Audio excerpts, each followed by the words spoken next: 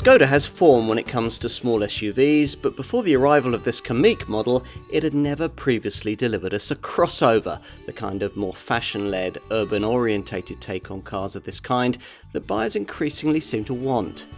This super mini-based design sets out to deliver that with a dose of simply clever Skoda sensibility.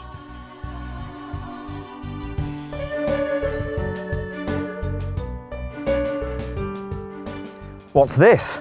Another small SUV?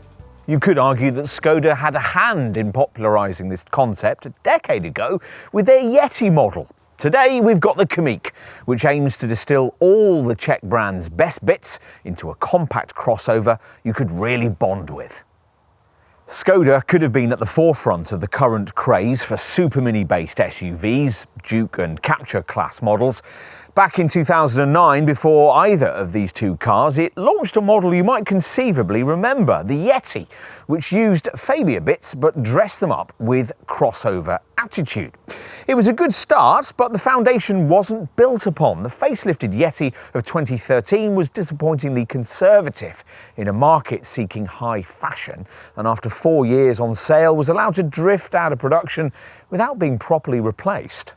All of which left the Czech brand to wait until it could launch its own version of the small SUV design possible on the VW Group's MQB A0 platform, a chassis that by autumn 2019 had also been pressed into service for the Seat Arona and the Volkswagen T-Cross in this class. That was when Skoda was able to use it to launch this car, the Kamiq. It's not quite as big as the Yeti was. That's so as to leave space for the next crossover up in Skoda's SUV hierarchy, the Kamiq. But it's slightly larger than the segment leaders amongst super mini-based cars of this kind, the Nissan Juke and the Renault Capture models mentioned earlier. More surprisingly, it's also a fraction longer than its T-Cross and Arona Volkswagen Group cousins, thanks to the longer wheelbase this car borrows from Skoda's Scala family hatch, all of which might help this Kamiq in justifying a slightly higher price point than applies to some of its key rivals. Perhaps. This Skoda does, of course, have other attributes that might draw you to it, though on paper most of them are also shared by its Seat Arona and Volkswagen T-Cross cousins. The efficient engines, the practically sized cabin, and the advanced media connectivity. In practice, though, we want to find out whether this little SUV also has an element of its own unique appeal, a reason to make you want a Kamiq rather than one of this car's many segment competitors. So, we're going to put it to the industry's most detailed test. Let's see what it has to offer.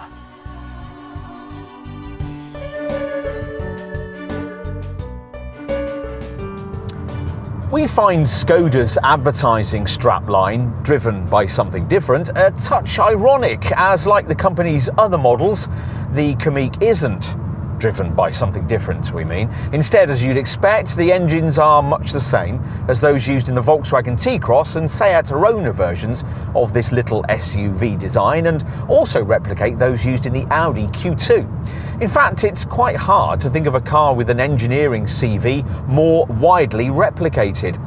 As with the models we just mentioned, in terms of the power plant you should pick, the choice for most potential buyers might not be that difficult. You probably don't need either the power or the premium pricing of the top 1.5-litre TSI 150 PS petrol unit.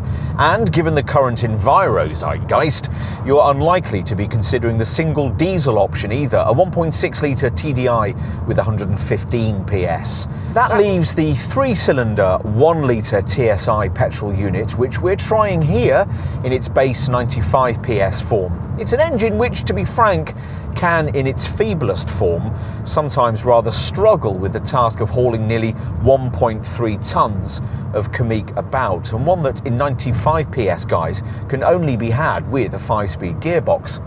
If for all these different reasons you're left a little underwhelmed by the various power plants just mentioned, you'll be left with one credible engine choice, and fortunately it's a very good one. That 1-litre TSI unit in its more natural, more satisfying 115 PS4, which is offered with two strong transmission choices, a 6-speed manual or an optional 7-speed DSG Auto. Almost all Kamiq buyers choose this TSI 115 PS variant, and now you know why. It's difficult to recognise this powertrain as the same engine whose chirpy full-throttle warble brings a grin to your face in the Volkswagen Up GTI. Its oral personality has been dialed down quite a lot for this installation. Plus, of course, it's got 180 kilos more weight to lug about than it's saddled with in an Up. The longer ratios chosen for the 6-speed manual gearbox are more geared to cruising than cremating the tyres, and of course that taller body makes its presence felt if you're minded to start ambitiously pushing on at speed through tighter bends. All of these attributes will of course be welcome to the older buyers who will ignore the Surf Shack marketing and form the largest likely audience for this car. And these people will love the attribute we like most about it, a supple quality of ride that's difficult to better in this class. Yes, it sometimes feels a little on the firm side, and because like virtually every other car in this segment you only get a fairly crude torsion beam rear suspension setup, you certainly feel poorer potholes and more aggressive speed humps. But ordinary tarmac tears and undulations are very effectively smothered in a way that perhaps we should have anticipated. First, because Skoda's almost always very good at supple damping, possibly because the Czech roads are as bad as they are here in Blighty. And second, because the Scala Super Mini this car's based upon is a particularly good advertisement for the brand's damping prowess. The company says it's set out to make the Kamiq ride like a much larger car, and sure enough it does. Even larger wheel sizes don't seem to upset it much.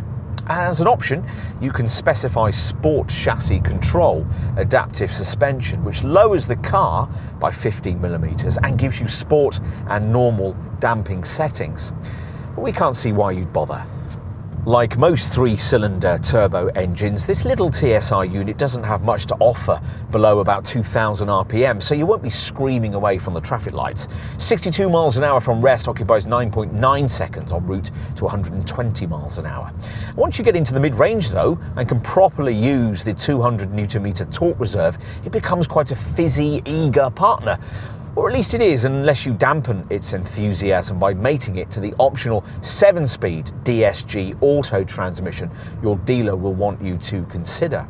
As we suggested earlier, you can't have this self-shifter if budgetary considerations force you to have to choose this 1-litre TSI engine in the lesser 95 PS state of tune we're trying here. In this feebler guise, the power plant offers 175 Nm of pulling power, and labours rather more than you'd think from the quoted stats, which suggest it will manage the 62 mile an hour sprint in 11.1 seconds on the way to 112 miles an hour. For pulling power, what you need is the 250 Nm torque figure that's on offer in this car from the two alternative 4-cylinder engines we mentioned at the beginning of this section, both offered with either 6-speed manual or 7-speed DSG Auto transmission. To remind you, there's the 1.6 TDI 115 PS diesel, which makes 62 miles an hour in 10.2 seconds en route to 119, and the 1.5 TSI petrol unit, which, as you might expect, given its 150 PS output, improves these figures by quite a lot, to 8.3 seconds and 132 miles an hour. To the extent when pushing on in damper conditions in that top petrol Kamiq, you'll frequently feel the traction control battling to manage the onset of wheel spin. And thanks to their slightly higher 1,250 kilo braked towing capacity, these engines will be the ones suitable for Kamiq owners who might, for instance, want to pull along a small caravan. But this really isn't the kind of SUV you'd buy to tow stuff about, nor, like its class contemporaries, is it a car you'd buy if keen driving was on your agenda. Though, just in case, Skoda offers an optional drive mode select system that allows you to tweak throttle response and steering feel via Eco, Normal, Sport and individual settings. This instead is a little crossover perfectly suited for driving in the real world. For the moment you start off down the road in one, you instantly feel comfortable with the way it feels and responds. All the control weights are nicely matched, the clutch engages smoothly, the throttle response is linear, The brakes inspire confidence and the steering is light and precise, even if it offers relatively little in the way of actual feedback. During fast, tight cornering, having a slightly higher centre of gravity than you get in the brand's conventional small Fabia and Scala hatchbacks is noticeable, but even then, the Kamiq doesn't lurch about and feels relatively agile. And for the rest of the time, you'll simply enjoy the fact that the fractionally higher set driving position gives you a useful improvement in all-round visibility. So it's good around town and equally good out on the highway, helped by that supple ride and standards of drive refinement that are difficult to better in this class. This car's better suited to longer trips than most of its rivals. The Kamiq is, though, at heart, as Skoda keeps telling us, an urban crossover. It certainly isn't intended for much use away from a paved surface, though muddy car parks will be slightly easier to tackle than they would be in a Scala because this car sits 39mm further off the ground. The 188mm ride height might even make light field tracks passable without damage, especially if you add in the optional rough road package, which includes a front underbody guard and stone guard. Those tracks will, though, need to be generally dry because this car won't help you out with any kind of additional traction. Four-wheel drive is fairly irrelevant in this class, but it would have been useful perhaps if Skoda had looked into adding the kind of enhanced traction system that some rivals offer to provide a bit of extra slippery surface grip when needed. Not much else, though, has been overlooked in the creation of this car. It offers a dose of fashion and a slice of sense all rolled into one. Checkmate? We can see why you might think so.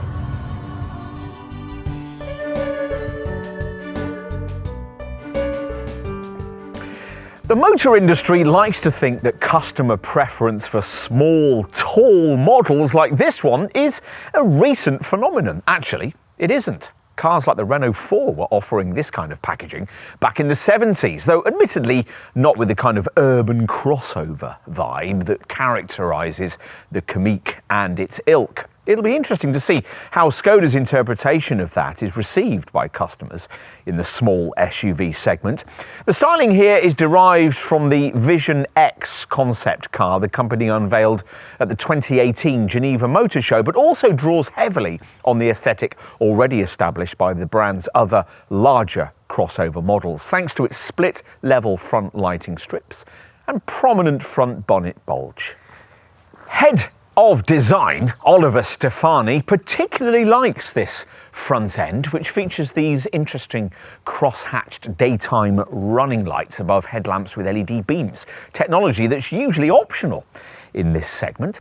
As with this model's larger Karoq and Kodiaq showroom stablemates, there's an upright radiator grille with double slats, plus a sculpted bonnet that features a raised centre section running down its entire length. And along with the rest of the industry, Skoda seems to think that adding a silver plastic strip below the lower air intake will add a more rugged feel to this kind of crossover. Let's move to the side. Now, roof rails are fitted as standard, which is just as well as without them. You might struggle to even recognise this as any kind of SUV. The brand points out that this car rides 39mm higher than the Skoda Scala family hatch it's based upon. Its total ride height of 188mm is actually one of the highest in the segment, but there's no body cladding or wheel arch protection to draw your attention to the fact. And for the time being, the Czech maker has also ignored the class trend towards optional contrasting colour roof finishing. Though if you add in the optional panoramic glass roof, it'll look as if the top of the car is contrast coloured. Wheel rim sizes vary between 16 and 18 inches. We've got a set of rather fetching 17-inch Propus Aero alloys here. At the rear, the light clusters feature a fresh interpretation of the Skoda typical C-shape and neatly form a junction between the side and rear body surfaces. Part LED illumination is standard with an optional high functionality rear LED light option also available, which includes Audi-like scrolling dynamic indicators. A neat roof spoiler embellishes the top of the rear screen, and as with the company's other recent models, the usual tailgate brand brand badge is instead replaced by spaced lettering. Down below, a rear diffuser is neatly integrated into the lower section of the rear bumper and finished in either platin grey or black. As usual, what's more important is the stuff you can't see. Yes, this Skoda shares the same MQB A0 platform that you'll find underpinning its Volkswagen T-Cross and Seat Arona segment cousins, but in this case it's been stretched by quite a lot. The wheelbase of this platform is 100mm longer than it is in a T-Cross, for instance, which is why this Kamiq takes up 133mm more pavement space than that car. In fact, this Kamiq's body is longer than just about any other small SUV you might care to name, 19mm longer than a Renault Captur and 31mm lengthier than a Nissan Juke. Now, what sort of difference will that make inside? Well, time to find out. And as you get in, you notice an elevated hip point, which makes this car feel bigger than the small hatch it's based upon.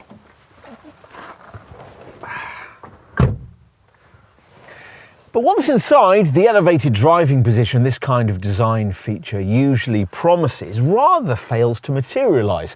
Actually, it feels much more like Skoda's more conventional model at this price point, the Scala family hatch, though the Czech brand insists that you're seating 40mm higher than you would be in one of those.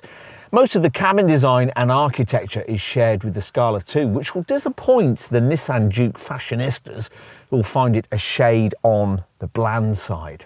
Quite a few other potential buyers, though, will appreciate the exemplary ergonomics and the fact that there's segment-leading build quality. There's less scratchy plastic and more soft touch finishing too, not only compared to, say, a Juke or a Renault Captur, but also in comparison to this car's Volkswagen T-Cross and Seat Arona VW Group stablemates. This is, in almost every sense, a more grown-up kind of small SUV. So, less hip and more hip replacement? Well, that's perhaps a bit cruel. The conservative ambience chosen here does, after all, accurately reflect the fact that the majority of Kamiq buyers are more likely to be using this car for a trip to the garden centre than their local surf shack. We still think, though, that a good proportion of these people are folk who might have hoped that the switch to the SUV genre would have given the designers of this car a little more licence to fashionably embellish the standard Skoda cabin template. You'll certainly need this optional mid-level fascia silver haptic decorative insert if the cabin isn't to look almost unremittingly dark and grey. Fortunately, there are technology-led distractions that lift the atmosphere and fit with the quality ambience. To suit the modern zeitgeist, there has to be a huge freestanding fascia-mounted infotainment screen, and sure enough, you get that here. This appendage will only be of the shiny glass-fronted touchscreen type if you've avoided baseline trim, which gets a cruder, non-touchable 6.5-inch swing display. But almost all Kamiq buyers will do that, in which case they'll usually be facing the mid-level 8-inch Bolero spec unit with its SmartLink, Apple CarPlay and Android Auto smartphone mirroring functionality. Pay more or specify top spec trim and you can get this centre screen upgraded to the 9.2-inch Amundsen package we have here, the largest display in the segment. It incorporates 3D navigation, a 64GB hard drive, gesture control activation, an optional Wi-Fi hotspot and a digital assistant that Skoda calls Laura, which claims to be able to understand natural speech. We've found it a bit hit and miss, but when it works, it's brilliant. There's also a built-in eSIM, so your Kamiq can be always online, which opens up all kinds of extra functionality for the brand's Skoda Connect app. Features like online route calculation and map updates, plus information on traffic, news, weather, and the local availability of fuel stations and parking spaces. Another screen that's standard at the top of the range and optional in the mid part of the lineup is the virtual cockpit digital dash that replaces the usual conventional dials in the instrument cluster. As you can see, our test car features it. At 10.25 inches, the TFT monitor used here is one of the largest in the segment, and thanks to borrowed Audi technology, it's one of the better digital displays out there. Clicking on this steering wheel view button, you can change between twin or single virtual dials. Plus there's an option with digital readings on range and speed, or an expanded centre section with or without flanking tabs. This latter layout can be customised into an extended format to show a full width navigation map. When two virtual dials are shown, the classic option, information within them can be tailored via a whole series of choices accessible via a setup menu offered within the settings of the centre dash display. And depending on how you choose to set up the virtual cockpit display, you can get the gauges showing range, distance info, a compass, altitude, audio, acceleration info, consumption, driving distance, travelling time, or route guidance data. It's really neat. Enough on media stuff. What else do you need to know about this cabin? Well, perhaps the fact that it includes the usual complement of what Skoda calls its simply clever features, little touches that other manufacturers don't bother with, that this checkmaker thinks will make everyday life with this car just that little bit easier. Things like the little pockets in the side of the seats, grippy cup holders so you can undo a bottle top with one hand, and a clip on the windscreen A-pillar for your parking ticket. Avoid entry-level trim, and you also get stowage compartments beneath the front chairs. And our favourite touch, a pull-out umbrella built into the driver's door, an idea borrowed from Rolls-Royce. None of which would really matter much if cabin ergonomics hadn't been spot on, but modern Skodas don't tend to get that kind of thing wrong these days, and this one certainly hasn't. It's easy to get a really comfortable driving position thanks to plenty of seat and wheel adjustment, and lumbar support is standard, providing you avoid base level trim. This, along with supportive upholstery shaping, means a greater level of long distance comfort than you might expect from a car of this size. All-round visibility is also pretty good thanks to slim front windscreen pillars, and courtesy of the large glasshouse, your over-the-shoulder view is much better than it is on most small SUVs of this sort, which you'll be pleased about if you're stuck with base trim on this car, because at that level in the range you don't get standard rear parking sensors. Earlier we touched on cabin storage. Aside from the simply clever features we mentioned then, this car also gets the basics right here with a total 26 litres of stowage space, more than you'll find in any other cabin in this class. The door bins are big, can take 1.5 litre bottles and have extra spaces for high-vis vests. The glove box, which incorporates credit card and coin holders, is decently sized too, though it's only cooled with top spec trim. The twin cup holders we mentioned earlier are provided by the frankly conventional handbrake with a 12-volt socket nearby, and there's a useful compartment by the driver's knee. A further ticket clip is revealed on the driver's sun visor, and you get a large open stowage area in front of the gear stick, which is presumably where you're supposed to charge your phone, since a couple of USB sockets are provided nearby. Unfortunately, they're USB-C ports, which means you might have to buy an adapter to use them. It's a pity Skoda couldn't have provided one of each kind. It's also a pity that there are no further ports in this deep box between the seats that would enable you to charge your handset out of sight of prying eyes. Avoid entry-level trim, and you get overhead storage for your sunglasses too.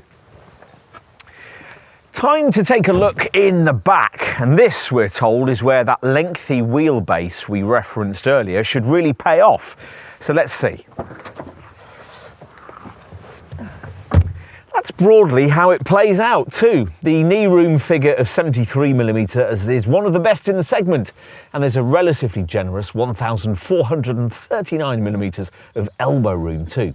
The headroom figure, 1003mm, is also near the top of the class, so 6-foot adults who might normally grumble at the prospect of long-distance rear seat confinement in any super mini base model need have no worries about the prospect of riding in this one. There'd better be only 2 of them though. Most models in this class would struggle to accommodate 3 rear-seated folk above school age, but in this one that would be even more difficult thanks to this prominent high centre transmission tunnel, the kind of thing you'd think you wouldn't need in an exclusively front-driven car.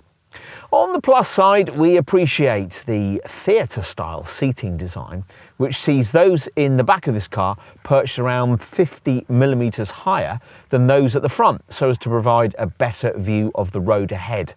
Don't underestimate the importance of that kind of thing to your travelling offspring, who will additionally value that large, wide glass area we mentioned earlier, designed to reduce the likelihood of travel sickness. If you've phone-obsessed teenagers to ferry about, you can also specify a couple of twin USB ports back here. What's more disappointing is that none of the rear seat flexibility that used to feature on this model's predecessor, the old Skoda Yeti, has been carried over to a Kamiq. With that car, the rear bench reclined, slid back and forth, and could even be removed completely. And there's none of that here. We'd at least have expected a seat sliding function, given that this car's Volkswagen T-Cross VW Group cousin offers it. But no. Still, at least the sensible stuff is covered off, or mostly anyway. You have to pay extra for a rear seat armrest and USB-C sockets for the rear cabin, but that's to be expected in this class of car. As standard, you do get very decently sized door bins, overhead coat hooks and reading lights, plus Isofix mounting points for the two outer seating positions. There are also seat back pockets, which you can't always take for granted that you'll get in this class of car. Most Seat Arona variants don't provide them, for instance. An optional family pack gives you fold-out rear seat tables and waste bins in the door panels too. As we head back to the tailgate, we'll reference an option we'd want, these neat door edge protectors, which spring out as you open up to protect both the door and adjacently parked vehicles. That's yet another of this car's simply clever features, and you find them in the most unlikely places in this car. Under the bonnet, for instance, there's an integrated funnel in the lid of the windscreen washer tank, and we'll pause on the way to the boot to notice another neat touch, this ice scraper built into the fuel filler cap. It even has an integrated tyre tread depth gauge. Raising the rear hatch can be a powered operation if you pay extra, in which case you get a useful tip to close function, but you don't really need it because the tailgate isn't particularly heavy. And once the rear hatch is raised, you'll find yourself looking at a 400-litre boot area you could argue is class-leading. Yes, with a Nissan Juke or a Renault Captur, you can get 20 litres or so more, but this area is arguably squarer and more usable. A Volkswagen T-Cross can only rival it for size if you push its bench so far forward that there'd be very little rear legroom. And as we'll see in a moment, none of the cars we just mentioned can get close to this Skoda's seat-down capacity. We'll get to that after we've touched on a few practical touches here, like the useful pull-down handle on the inside of the tailgate and the neat pull-out LED torch that comes as standard, providing you avoid entry-level trim. The Kamiq also sets a record in our experience when it comes to the provision of bag hooks. There are 2 on each side, plus 2 more larger ones sticking out on the seat backs. Now, it's disappointing that you have to pay extra for an adjustable height boot floor. That's why we don't have it on this test car, but it doesn't cost much more and you can probably negotiate it into your deal. We'd want the optional double-sided boot floor too, with a wiped clean surface you can turn over onto for the carriage of muddy boots or muddy dogs. Another thing you might want that we do have here is the optional boot pack, which gives you a 12-volt socket back here, plus a luggage net on the underside of the parcel shelf, along with mounting fixtures in the boot area and a cargo net you can attach to the provided 4 tie-down points to stop small items rolling around as you drive. That latter feature sits in a pouch built into this useful netting attachment situated on the left of the cargo area, while on the right is an arm behind which you could put small items. Under the boot floor is a bit of extra space, but only if you're unwise enough not to pay the extra Skoda wants for this space-saver spare wheel we have here.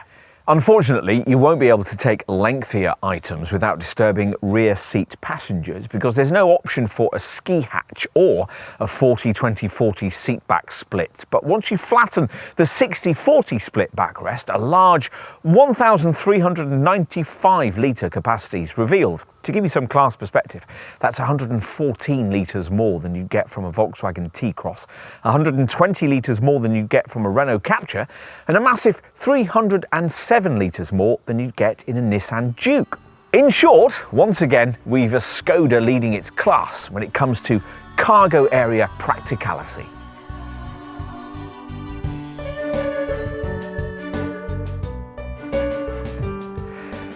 Kamiq pricing from launch kicked off at around £17,700 and ranged up to around £26,000 across 4 core trim levels: SSE, which is what we have here, SEL and Monte Carlo. Every model available is front driven. Around half of all sales will be to private buyers. As you'll have seen if you viewed other sections of this film, there's a choice of 4 engines. Most will opt for either of the two 1-litre TSI 3-cylinder petrol units. There's a choice of 95 or 115 PS outputs. The base 95 PS version has to be had with 5-speed manual transmission, but the faster variant offers a choice of either a 6-speed manual or, for £1,250 more, a 7-speed DSG Auto. The same transmission choice also applies to the two alternative 4-cylinder engine options, a 150 PS 1.5 TSI petrol and 115 PS 1.6 TDI diesel, but think in terms of a £22,000 starting budget if you want either of these. If you want the freedom to be able to select between all 4 of the engines we've just mentioned, you'll need to be looking at the mid-range SE or SEL models. Below or above these levels, things get a bit more restrictive. The base S variant only comes with the 1-litre TSI 95 PS petrol engine, and with top Monte Carlo trim, you're limited to the 2 faster petrol units. Since essentially this is an SUV version of Skoda's Scala small hatchback, it's relevant to consider the Kamiq price premium over that car. Think in terms of around £750 to £1,000, depending on the engine and trim level you're looking at. No wonder the mainstream brands are piling into this segment. As for the price difference between this car and the next SUV up in Skoda's range, the Kamiq, well, think in terms of a Kamiq costing you just over £2,200 more than an equivalently engined Kamiq.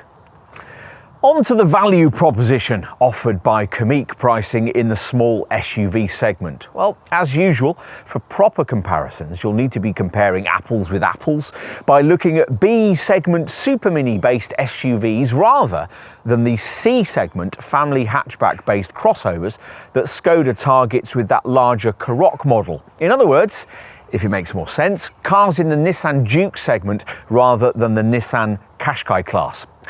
Having mentioned the Juke, we'll start our comparisons there and also consider the rival model whose engineering that Nissan shares, Renault's Captur.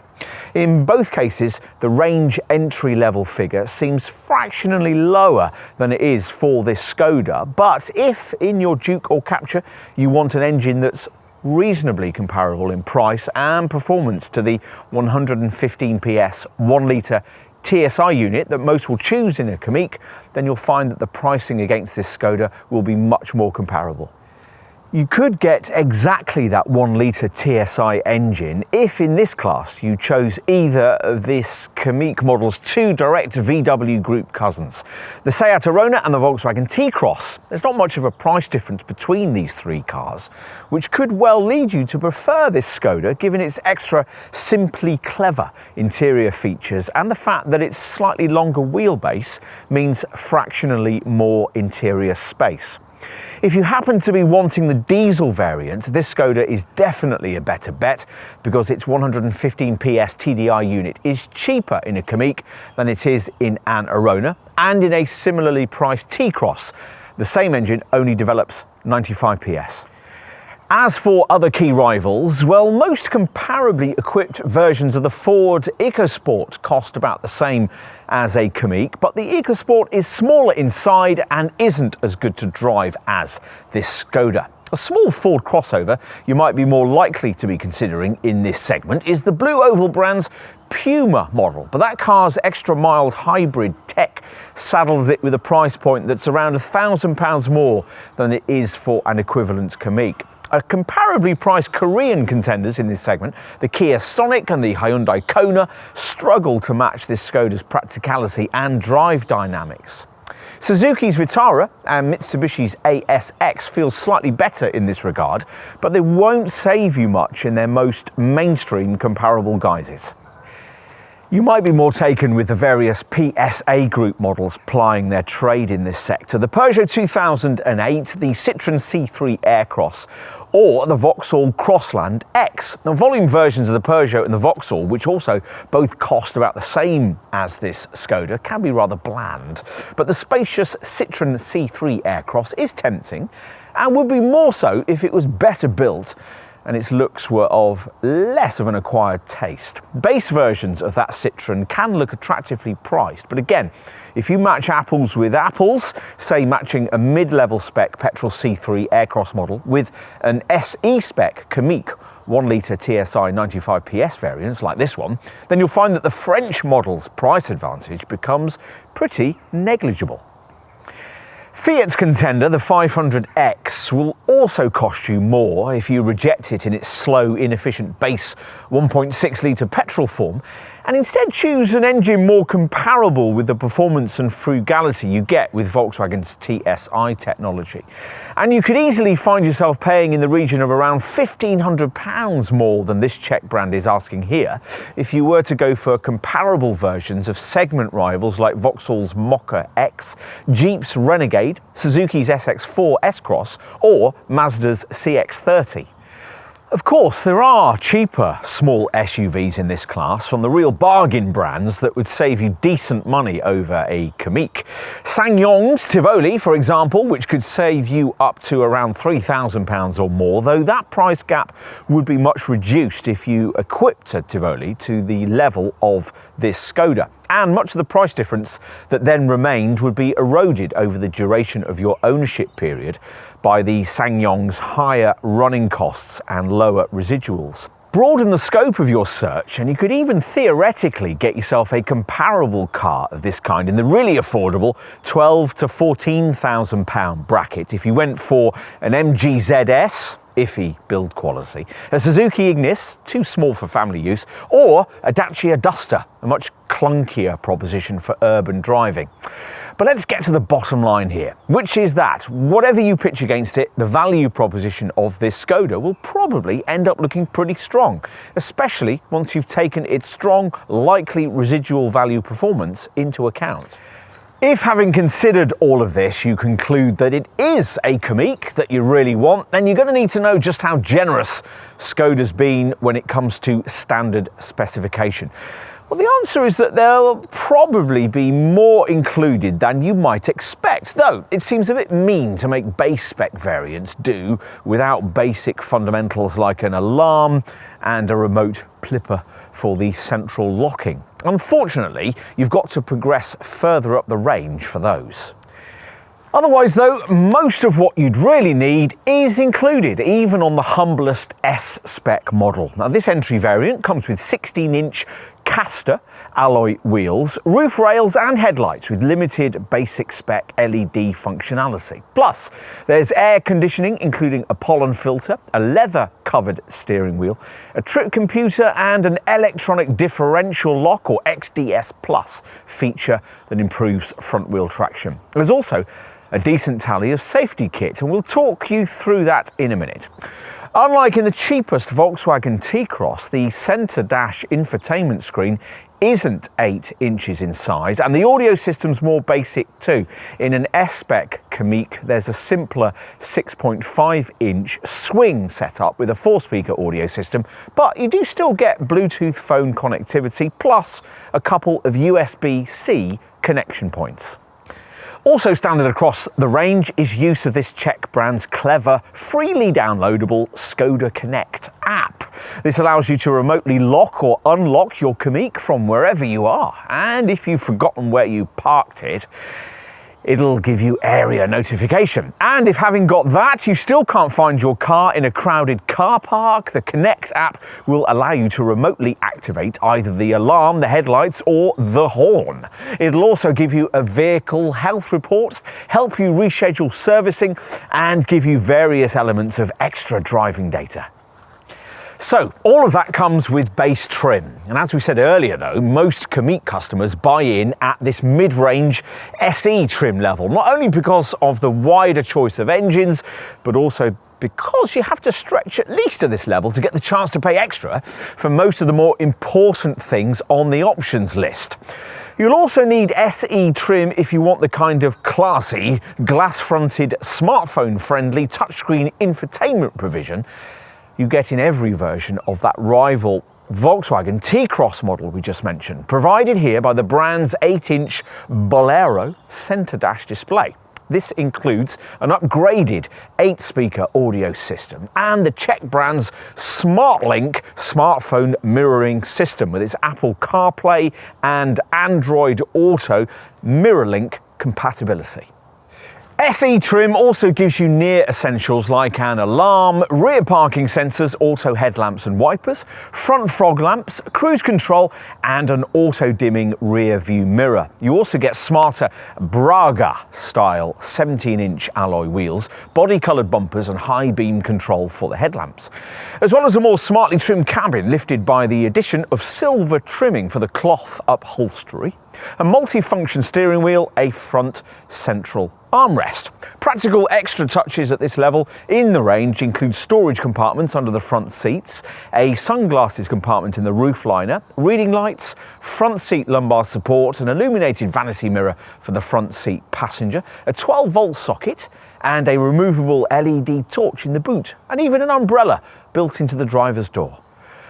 Want more? Then find the extra for SEL spec model, which will be recognisable by its larger 18-inch Krator style alloy wheels and its chrome finishing for the window surrounds and the roof rails. Inside an SEL variant, there's extra silver and gloss black interior trim and seats part trimmed with micro suede black upholstery. In this case, these items are also embellished by features that you may have grown used to having in larger cars, things like dual zone climate control, 10.25-inch virtual cockpit digital instrument dial display, power folding mirrors and an engine start-stop button. Other SEL features include privacy glass, high functionality LED rear lights with scrolling indicators, a cooled glove box, floor mats and full LED rear lights with a scrolling function. You also get a big car standard of infotainment provision, courtesy of Skoda's top Amundsen spec 9.2-inch infotainment screen, which has a built-in eSIM that enables the Kamiq to be always online, establishing a high-speed LTE internet connection. The Amundsen system also includes voice control in the form of Skoda's digital assistant LoRa setup, which can respond to common commands. And you also get 3D navigation, a 64GB hard drive, gesture control activation, and the opportunity to add an optional Wi-Fi hotspot. Integrated Wi-Fi allows you to make a lot more use of that Skoda Connect app we mentioned earlier, and specifically its Wi-Fi enabled infotainment online package, a year's free use of which is included after purchase from this point on in the range. Once you've put in a sat-nav destination, Infotainment Online will brief you about things like petrol stations, parking places and points of interest along your route, as well as updating you on the latest news and weather. So there you have it. SEL spec gives you pretty much everything you really need in this Skoda. Still, there'll surely be customers seduced by the big car feel who want more, and for them the really desirable top Monte Carlo variant beckons. On top of everything you get with SEL spec, equipment highlights here include 18-inch black Vega wheels and a panoramic glass roof that also gives the top of the car a contrast colour look. You also get full LED headlamps that adapt to the road and feature fog lights with a cornering function and dynamic scrolling indicators. Inside, there's white ambient lighting and grippy sports seats with red trim, plus a sports steering wheel with red stitching and perforated leather. Right, enough with standard spec. Let's now move on to the part of this film where we talk you through the various extra cost elements you may want to consider adding to the Kamiq trim level you've chosen. Let's start with a few relatively affordable boxes we think you might want to tick. There's the variable height boot floor, which really should be standard. And you're going to need the space saver spare wheel, and on S and SE models, the textile floor mats too. Across the range, you might well additionally want the boot pack, which gives you a 12-volt socket in the luggage area, netting on the bottom of the parcel shelf, and a cargo net for the floor.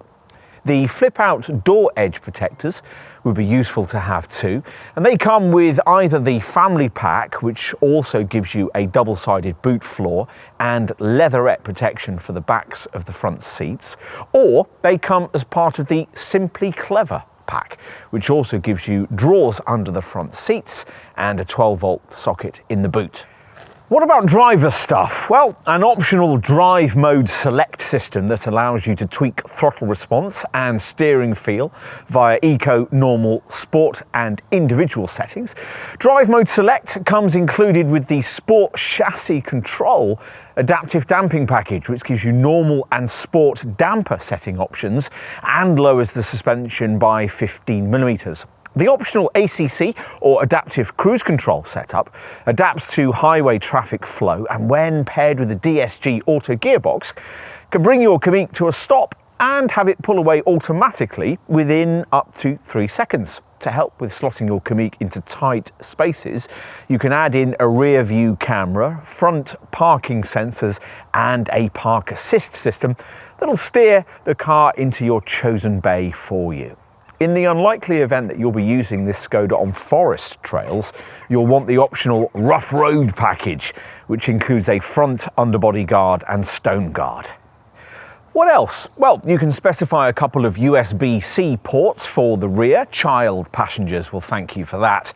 There's dual zone climate control available if your chosen Kamiq trim level doesn't have that. And if you choose this, you can also pay extra for a heated windscreen, a boon on icy mornings. If you can ignore the draw of a heated windscreen, your dealer will be able to offer you the winter pack, which gives you heated front and outer rear seats and heated windscreen washer nozzles. Bear in mind that, as was suggested by our spec observations earlier, you'll have to pay extra if you go for a base-trimmed S model, but still want essentials like rear parking sensors and the 8-inch Bolero centre dash screen with its smartphone mirroring functionality. On a mid-range SE model like this one, you'll need to pay extra to get the virtual cockpit instrument binnacle dial display and the larger 9.2-inch Amundsen centre dash screen with its extra functionality. What about a few niceties? Well, providing you can avoid entry-level trim, you can specify a powered tailgate, a panoramic glass roof, a heated steering wheel, and electrically adjustable driver seat, keyless entry, and a wireless charging mat for your phone.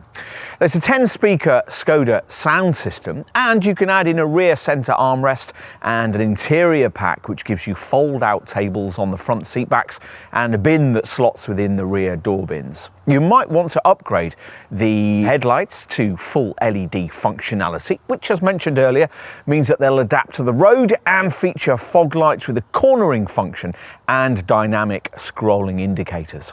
On an SE model, you can add high functionality rear LED lights with scrolling indicators, privacy glass and power folding mirrors too. On to aesthetics. Now, bear in mind that unless you choose your Kamiq in solid energy blue, you're going to need to pay your dealer extra for your choice of paint shade. And there are two special colours, Candy White and Meteor Grey, various metallic and pearl effect colours. We've got Titan Blue Metallic here. And if you're happy to pay even more, there are some top exclusive colours, Velvet Red and Crystal Black. Skoda also offers various different 16, 17 and 18-inch wheel designs if you don't like the ones fitted to your chosen trim level. We've got an optional set of 17-inch Propus Aero alloy rims fitted here, for example. We'd also suggest that you might want to do something about the cabin's rather dark, subdued ambience. The 9.2-inch Amundsen centre screen package comes complete with a silver haptic decorative strip for the fascia. That trimming strip can also be had in what Skoda calls a Tabora finish. Both kinds of decorative strip come included with the ambient lighting packages, which are available in white, copper or red. And you get the silver haptic decorative strip included if you go for the leather and micro suede upholstery trimming package. On to practicalities. Now, make up your mind about a tow bar at the outset, because it won't be possible for your dealer to retrospectively fit one once your Kamiq has left the factory. There's a tow bar preparation package or an electrically folding tow bar that slots neatly out of the way when not in use. Now, we mentioned the double-sided boot floor earlier. That's available as a standalone option. And you can also add a net partition, a plastic boot dish, an all-weather boot mat, a rear bumper protective foil, and a protection pack, which gives you mud flaps, as well as the floor mats and the double-sided boot liner we mentioned earlier. A roof rack's available, as are aluminium roof bars, and Skoda offers 380-litre roof boxes in silver, black or white that can take up to 120 kilograms. If you specify the tow bar, you can add a bicycle carrier to it that can take a couple of cycles. There's also a dash cam and a smoker's pack if you haven't yet kicked the habit. On to safety. Now, standard on all Kamiqs is a front assist system that on the open road scans the road ahead as you drive for potential accident hazards, warning you if one's detected and automatically braking if necessary. And you get that same kind of functionality at urban speeds too, as part of a city emergency brake system included as part of the front assist package. This setup also includes predictive pedestrian protection that specifically searches for pedestrians who might be about to step out in front of you, and if necessary can initiate braking to avoid them. There's also a lane assist feature which alerts you if you drift out of your lane on the highway. Plus, the Skoda Connect app we mentioned earlier includes an emergency call e-call feature that will alert the rescue services with your exact GPS location if you have an accident and the airbags go off. All Kamiqs also get twin front, side and curtain airbags, Isofix child seat fastenings, a tyre pressure monitoring system and anti-whiplash front head restraints. On top of this, there are the usual electronic systems to try and ensure that neither of these features will ever be needed. That means ESC stability control and an ASR traction control system. There's ABS braking, of course, a hill hold control feature stops you from drifting backwards on uphill junctions, and panic stops will be advertised to following motorists by automatically activating hazard warning lights.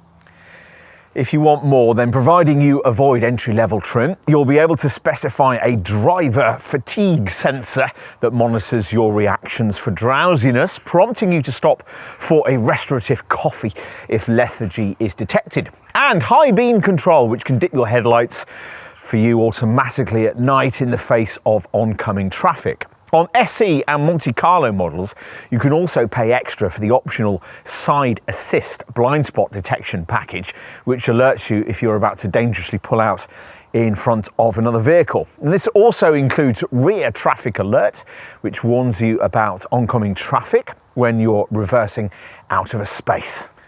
It's also worth mentioning that all Kamiqs fitted with the top Amundsen infotainment system get traffic sign recognition, which pictures speed signs as you pass them and displays them on the centre dash screen. You can pay extra for a driver's knee airbag, and that feature is also included as part of the Crew Protect Assist pack, which additionally gives you rear side airbags and a feature that senses when an impact is imminent, then braces the car to better withstand it by instantly closing the windows. It's all very reassuring.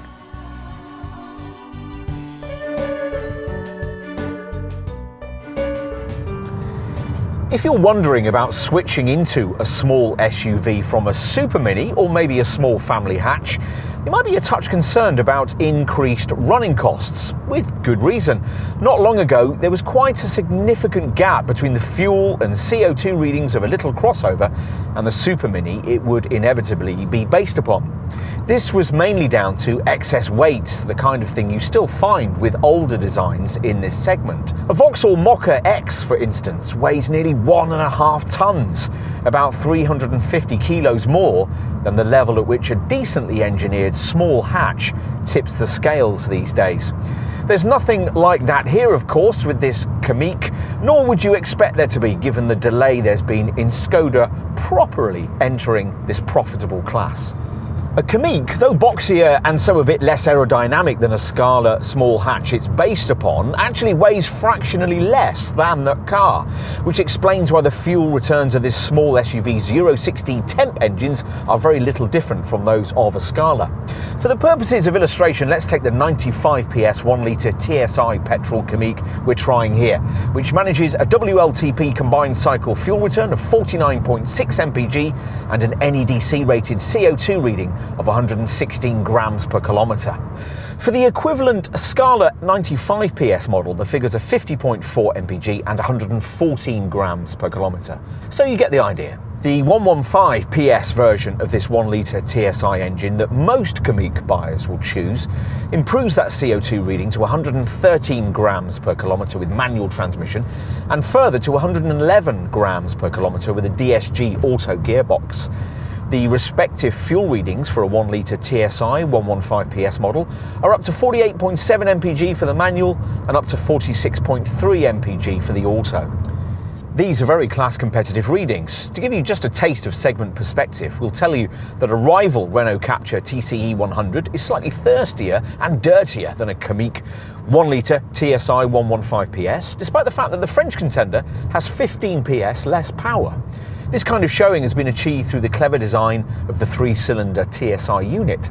In the unlikely event that you're interested in the engineering tech, we'll tell you that this is down to innovations like this unit's special 5-hole piezoelectric injector, specially designed pistons, and a cutting-edge after-treatment system that works with a 4-way catalytic converter and an integrated petrol particulate filter that reduces particulate emissions by 95%. Mind you, the Kamiq's alternative 4-cylinder petrol engine has its share of efficient innovation too, which is why the running cost penalty for switching to the 1.5 litre 150 PS unit is quite minor. In fact, a manual gearbox Kamiq 1.5 TSI variant is actually cleaner than any of the 3-cylinder 1 litre models, managing an NEDC rated 110 grams per kilometre of CO2 to sit alongside a WLTP combined cycle fuel figure of up to 47.9 mpg. Choose this engine with DSG auto transmission and the respective figures are 115 grams per kilometre and up to 44.8 mpg. This is all thanks to the clever cylinder deactivation technology that features with this power plant and deactivates 2 of its 4 cylinders under light to medium throttle loads. Skoda doesn't have any plans to follow obvious rivals in offering any kind of electrified powertrain technology in this segment, but for those buyers obsessed with lowering their running cost returns, it does make available a diesel engine in this car. The 115 PS 1.6 litre TDI unit in question can't manage a huge improvement in the officially quoted stats over its petrol counterpart, but our experience suggests that its readings might be rather easier to achieve in the real world thanks to extra torque that means you don't have to thrash the engine about so much. For a manual Kamiq TDI, you're looking at up to 56.5 mpg on the WLTP rated combined cycle, while for the DSG Auto it's up to 53.3 mpg. With both transmissions, the CO2 figure is 112 grams per kilometre. The TDI power plant gets a selective catalytic reduction filter to cut down on nitrous oxide, and like most modern diesels, uses a urea-based solution called AdBlue that's injected into the exhaust gas stream to help clean up emissions.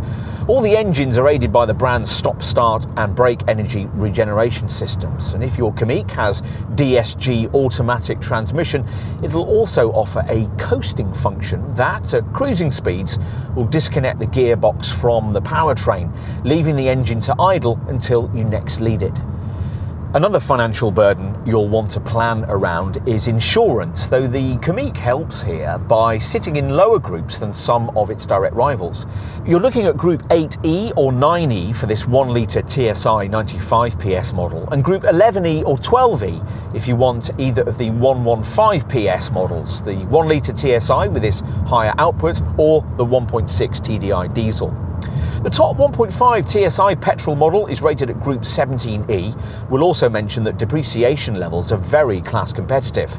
Independent experts reckon that the predicted residual value for a typical Kamiq 1 litre TSI 115 PS SE manual model after 3 years and 10,000 miles would be 48%. That's only fractionally less than you'd get from this car's Volkswagen T-Cross cousin. And maintenance? Well, the intervals are the same with both petrol and diesel units, and there's the choice between fixed or flexible servicing regimes depending on whether your annual mileage is short or long. With the flexible programme, the need for your Kamiq to have an oil change, which will cost around £100, will occur anywhere between 9,300 and 18,600 miles, or up to every 2 years. It all depends on driving style. With the fixed programme, an oil change would be every 9,300 miles. Minor inspection services, which cost around £170, will initially be required after 2 years or 18,600 miles, and thereafter every year or 18,600 miles. Major services with an extended scope of inspection, which will cost around £280, will be required initially after 3 years or 18,600 miles, and thereafter every 2 years or 37,200 miles. There are, of course, various service plans available to help you spread your maintenance costs, and it's possible to add the fees for these into your monthly finance payments if you wish. The available Skoda Connect app has a proactive service element included, which, when activated, can send all the data needed from your car in advance to your local Skoda dealership prior to a service visit. What else? Well, your car will come with 3 years of pan-European roadside assistance that has no mileage restriction. The paintwork warranty lasts for 3 years, and as you'd expect, this model is protected by a 12-year anti-corrosion package. Finally, while it's certainly true that other rivals better the 3-year, 60,000-mile warranty that Skoda provides, you can extend your cover to 4 or 5 years by paying extra. Not that you really need to. The brand regularly tops independent consumer satisfaction surveys. According to Real People, there are few more satisfying cars to own.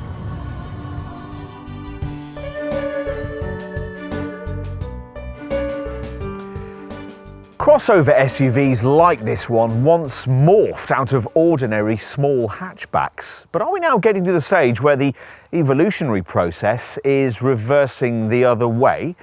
Well, take away the roof rails and the fractionally raised ride height, and this could just as easily be a new generation version of Skoda's Fabia Super Mini, which of course in some ways this Kamiq is, a product of its time designed for the many Super Mini buyers defecting to the crossover segment. We can see clearly why that's happening, but before this test we were less clear why, amongst all the other options in this sector, customers of that sort should choose this Skoda. We're now clearer on that point. The lengthier version of the MQB A0 Volkswagen Group platform this Kamiq uses sets it apart from its Volkswagen T-Cross and Seat Arona sector stablemates. If you like the class-leading quality of those cars, but want it matched with the kind of interior space and practicality of, say, a Renault Captur, then this Kamiq could well be your ideal segment pick. For all that, we can't help feeling a touch disappointed here. Skoda's previous entrant in this sector, the old Yeti model, may have looked a bit dull, but it had a super flexible cabin, courtesy of a VarioFlex rear seat that could be slid about, reclined and even taken out completely. Plus, you could have an optional fold-flat front passenger seat for really long loads. The Kamiq hasn't carried forward any of these features and in truth isn't really youthful, quirky or different enough to properly target the most fashion-conscious buyers in this segment. In that respect, this represents something of a missed opportunity. Yet, for all that, we've no hesitation in fully recommending this car as a more capable proposition than its Volkswagen Group cousins. It's just as well built, slightly nicer inside, and thanks to its simply clever cabin features, just that bit easier to live with. In summary, this car lives up to its name, Kamiq being a moniker taken from the language of the Inuit people living in northern Canada and Greenland. Literally, it means something that fits perfectly in every situation, like a second skin. And here's a little SUV we could see you feeling just that way about. And while showy arrivals might apparently better suit your style, when it comes right down to it, this car might more readily suit your life.